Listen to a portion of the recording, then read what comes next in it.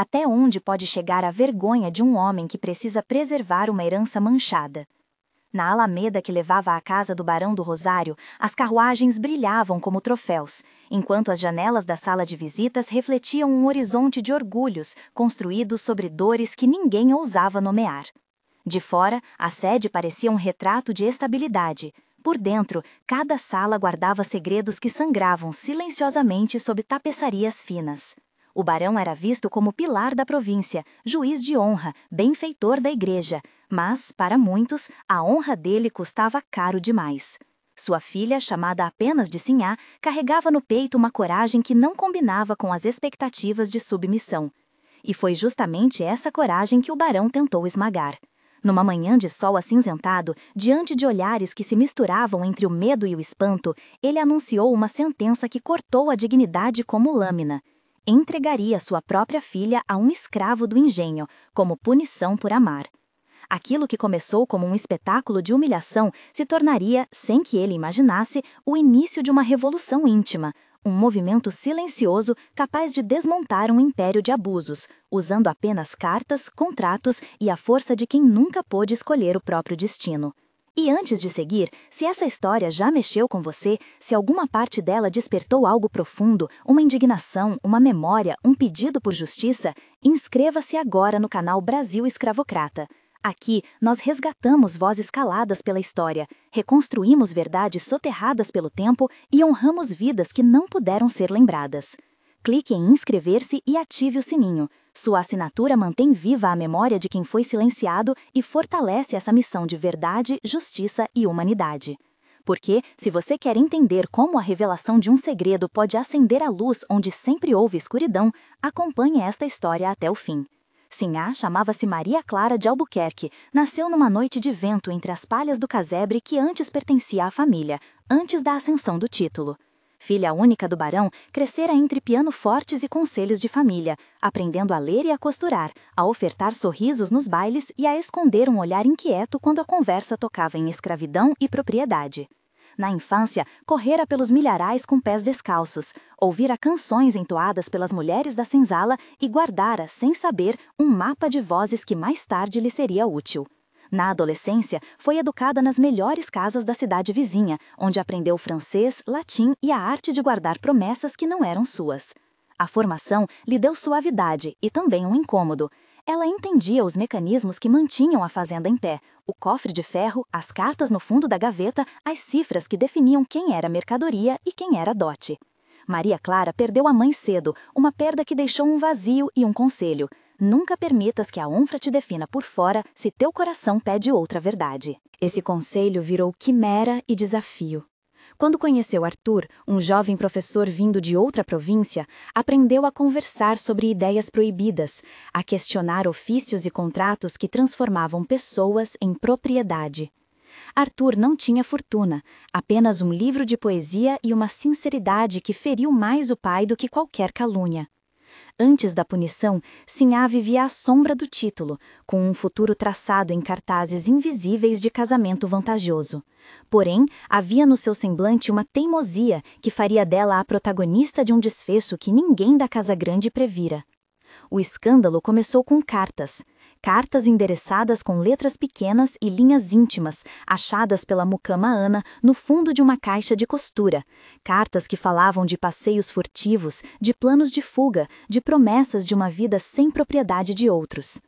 O feitor Manuel trouxe a descoberta ao barão com um nervosismo que cheirava a medo e expectativa, como se o manuscrito fosse um contrato que lhe ofereceria favores futuros. O barão leu cada página como quem lê um processo, pontuando o que considerava traição e risco à herança. Em vez de denunciar ao padre ou buscar um casamento apressado, ele arquitetou uma humilhação pública. Reuniu senhores, capatazes, o capitão Rodrigo e os empregados mais respeitados no pátio de entrada e, entre taças e murmúrios, declarou que Sinhá deixaria a Casa Grande para viver sob a guarda de um escravo escolhido, um homem que carregara muitos anos de serviço, Joaquim, conhecido pela força e pela calma que parecia aceitar qualquer jugo. A decisão foi aplicada como contrato de propriedade, lida em voz alta como se fosse um ofício oficial. A reação foi um coro de aprovações e cochichos, mas também houve olhares que vacilaram, incluindo o do médico Dr. Estevão, que mais tarde registraria marcas e sinais que contradiziam a narrativa pública. O anúncio soou como sentença. Sinhá era transferida de um espaço de pompa para a escura rotina dos fundos da fazenda. No caminho para o cativeiro, Sinhá sentiu o cheiro do couro das celas misturado ao odor de terra e suor.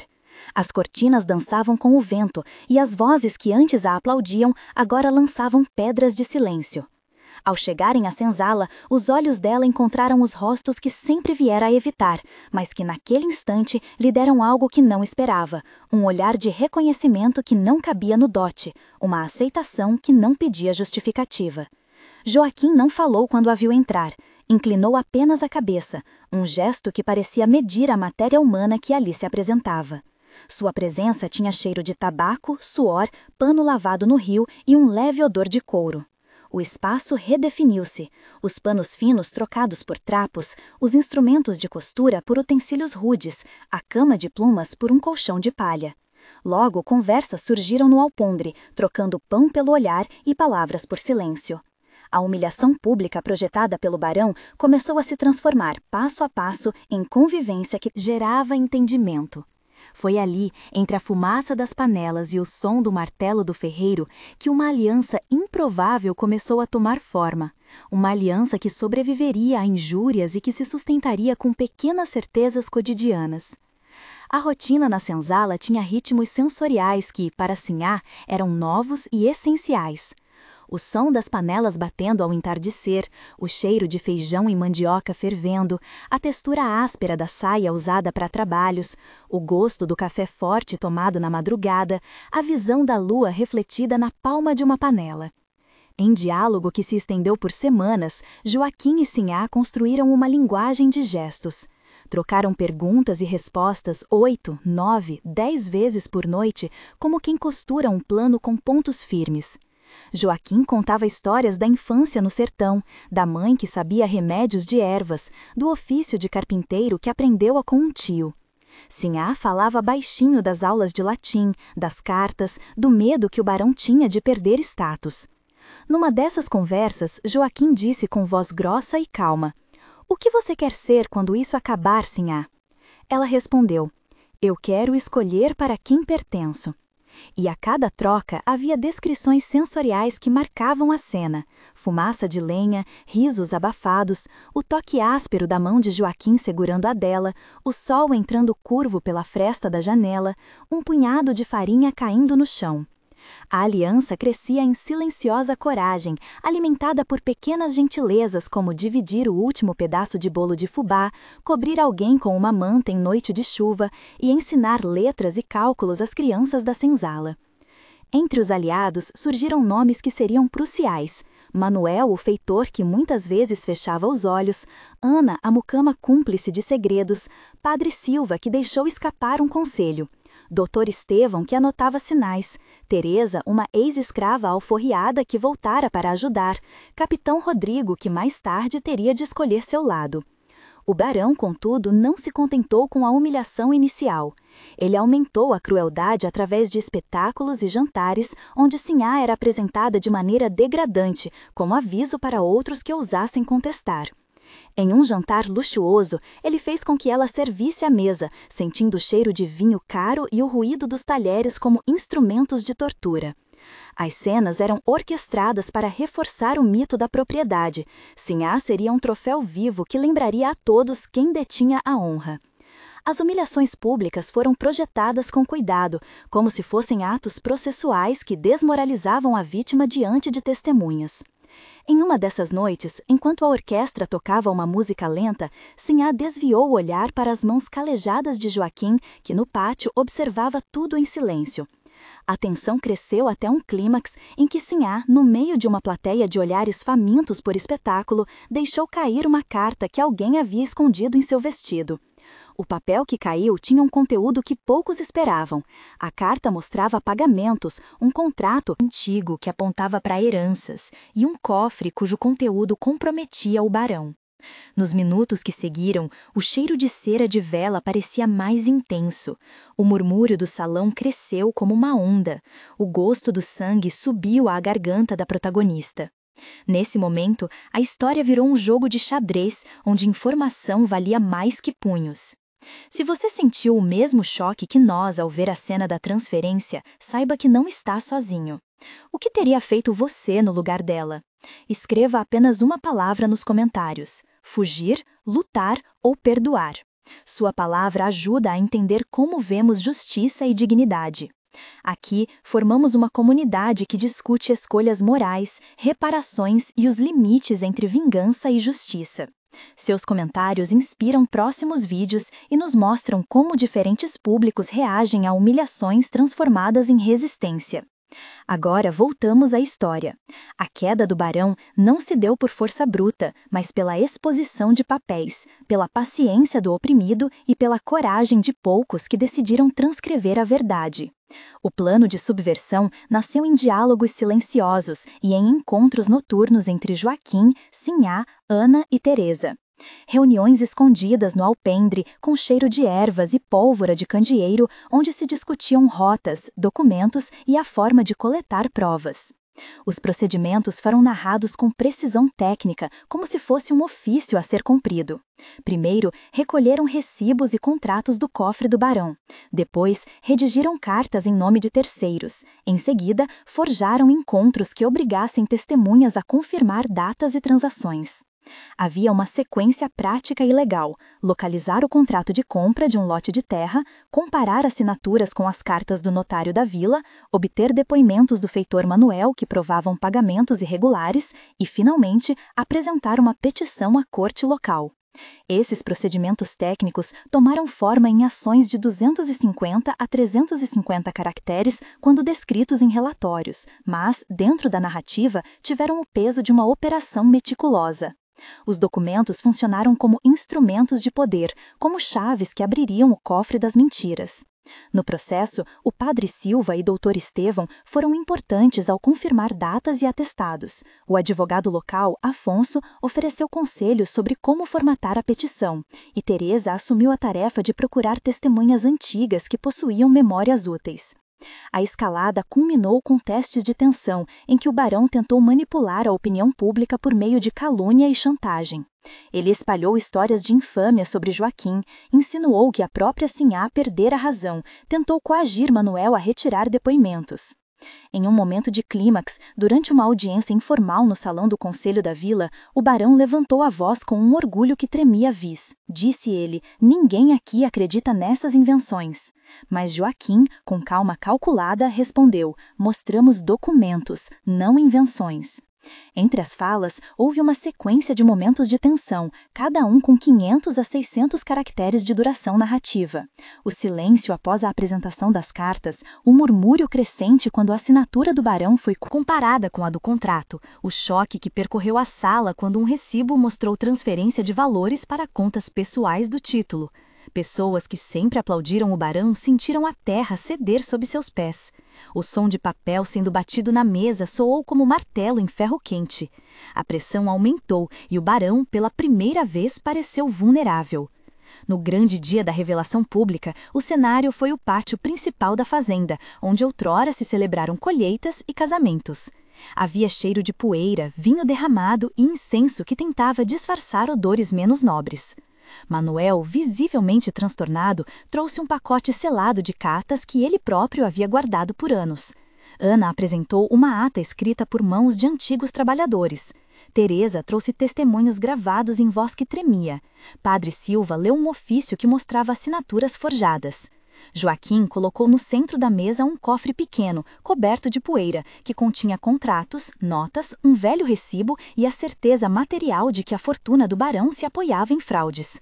Havia ali 5 a 8 personagens aguardando a leitura: o capitão Rodrigo, o médico doutor Estevão, o advogado Afonso, a mucama Ana, Manuel o feitor, Teresa a líder comunitária, o notário Joaquim Pinto e padre Silva. Cada um contribuiu com uma peça documental ou com um testemunho que, encadeado, tornou impossível manter o verniz da reputação do barão. O público, que antes aplaudira a humilhação, agora segurava a respiração em choque. Em diálogo franco, o barão tentou negar, insistindo em sua honra, mas as provas falavam mais alto. As cartas foram lidas em voz alta como sentenças de verdade, contratos abertos, assinaturas comparadas em uma demonstração técnica que assegurava a validade do processo. O barão foi desfeito não por gritos, mas por papéis.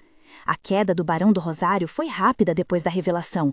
Primeiro, a expulsão simbólica de sua cadeira de honra no Conselho Municipal, seguida por uma ordem do juiz da província que solicitou a apreensão dos documentos e a abertura de um processo formal. Reuniões administrativas e ofícios foram redigidos, cada um com linguagem técnica de procedimento legal que determinava medidas cautelares contra o patrimônio do barão. Ali, o vocabulário burocrático tomou conta, ofícios enviados à corte, contrato anulado, certidões juntadas, petições assinadas.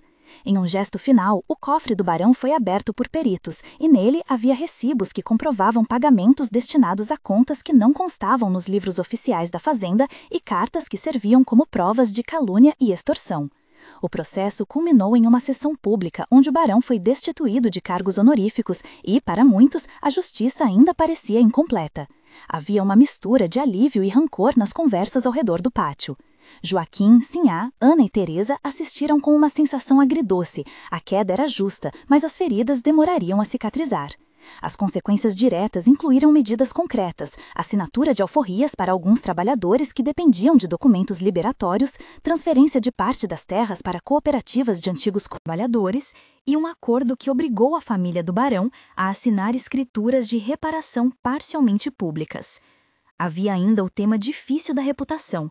A sociedade da província havia testemunhado uma inversão e alguns senhores buscaram retaliação através de calúnias posteriores. A justiça formal, embora tenha atingido o coração do poder, revelou suas limitações e a necessidade de vigilância contínua. O epílogo acompanha a vida dos envolvidos em 3 tempos, mostrando resultados práticos e emocionais no prazo de 1 mês, 3 meses e 6 meses. 1 mês depois, no seio da fazenda, a rotina mudara. As alforrias iniciais foram assinadas em pequenas cerimônias no pátio, com o cheiro de papel recém-carimbado e café forte sendo servido aos que aguardavam. Sinhá passou a dedicar os dias a organizar a distribuição de pequenas parcelas para famílias que há muito serviam à propriedade. Ela lia contratos com a calma de quem aprendeu a conjugá-los com justiça. Joaquim retomou seu ofício de carpinteiro, o som do martelo trazendo ecos de liberdade, e aceitou a oferta de ser parte do Conselho de Trabalhadores que administraria as terras redistribuídas. Manuel enfrentou o estigma de sua participação, mas recebeu garantias em um acordo que preservou sua casa e lhe deu um pequeno ofício. Teresa organizou noites de ensino para alfabetizar os recém-libertados entre o cheiro de lenha e o riso das crianças. Nesse primeiro mês, as energias eram de reconstrução, mas também de desconfiança ao redor do velho sistema. 3 meses depois, a transformação legal começava a se consolidar. As escrituras oficiais foram registradas no cartório da vila. A imprensa local publicou uma série de artigos que discutiam o caso com tom sensacionalista e investigativo, e os leitores debatiam nas tavernas se a ordem social havia realmente mudado. As cooperativas de trabalhadores começaram a plantar em comum, o gosto dos primeiros alimentos colhidos era de triunfo amargo, e as reuniões de partilha tinham cheiro de barro fresco e papel. Sinhá, agora mais conhecida por seu nome completo do que por título, viajou à cidade para apresentar um ofício ao juiz e participar de um encontro que visava criar um sistema local de apoio para alforrias. Joaquim foi procurado por outros sítios que queriam contratá-lo como mestre carpinteiro, e sua reputação tornou-se um símbolo de dignidade convertido em ofício. O barão, marcado e isolado, enfrentava processos legais que lhe exigiam assinar documentos e entregar cofre e papéis para perícias. A quimera da honra pública havia se esfarelado. 6 meses depois, as mudanças eram visíveis e profundas, embora incompletas. As terras redistribuídas mostravam sulcos de plantio, algumas famílias haviam construído casas modestas e havia um movimento comunitário que começava a planejar uma escola. O processo judicial ainda não concluíra todos os capítulos, mas o barão estava despojado de muitos privilégios. Sua queda era agora matéria de livros e de conversas com tom de lição. Sinhá decidiu partir da fazenda, não por fuga, mas para empreender uma vida própria em uma cidade onde poderia estudar leis e ajudar a criar mecanismos de reparação. Joaquim, em vez de seguir o caminho dela, escolheu ficar e ajudar a consolidar a comunidade que ajudara a criar. Em um gesto simbólico, Sinhá doou ao conselho uma caixa que havia pertencido ao cofre do barão, contendo cartas que documentavam a história para que não fosse esquecida. A comunidade celebrou com música e comida, o cheiro de farinha e mel preenchendo o ar, mas havia também lembranças amargas das perdas e escolhas difíceis. A lição que resta é ambígua e potente. A humilhação arquitetada para quebrar uma mulher transformou-se na ferramenta de sua própria libertação, porque a verdade, quando organizada em documentos e testemunhos, derruba mais do que golpes. A história mostrou que alianças improváveis podem virar palavra e procedimento, que informação é arma e que a dignidade pode ser reinventada em terras antes marcadas pela propriedade de corpos. Ainda há desafios, rancores e expectativas quebradas, mas o processo abriu caminhos. Se esta narrativa tocou você, reflita e comente qual gesto lhe pareceu mais decisivo. Inscreva-se para acompanhar outras histórias onde a paciência de poucos se torna justiça para muitos. Lembre-se de que, às vezes, a maior vingança é devolver liberdade e transformar o que era troféu em patrimônio de luta.